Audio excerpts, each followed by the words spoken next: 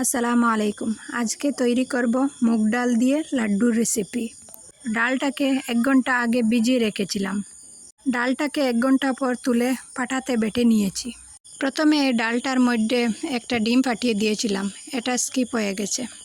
তারপরে কিছুটা ময়দা আর চিনি আর বেকিং সোডা দিয়েছি। এখন ভালো করে মাখিয়ে নিচ্ছি। ভালো করে মাখাতে হবে যাতে সব কিছু একসঙ্গে মিশে যায়।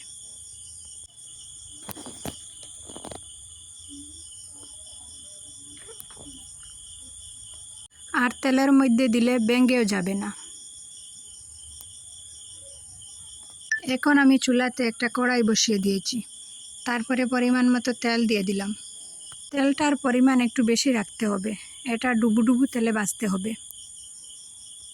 এখন আমি একটা একটা করে দিয়ে দিচ্ছি।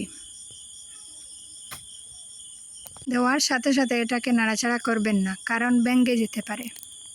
এই লাড্ডুটা একবার হলেও ট্রাই করবেন, এটা খেতে খুবই মজা হয়। এখন আমি একটা ছিদ্রযুক্ত চামচ দিয়ে উল্টে দিচ্ছি।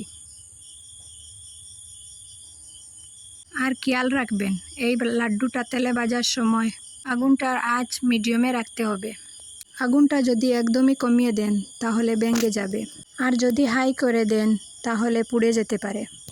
এটা খুবই সাবধানে ভাজতে হবে।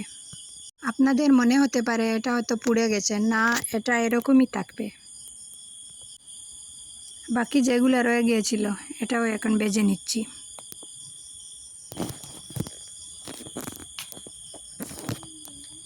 তো দেখো, এখানে আমার সবগুলা লাড্ডু বানানো হয়ে গেছে। এই লাড্ডুটা আমার খুবই পছন্দের লাড্ডু। তো আজকের ভিডিওটা এই পর্যন্ত। আল্লাহ হাফিজ। আসসালামু আলাইকুম।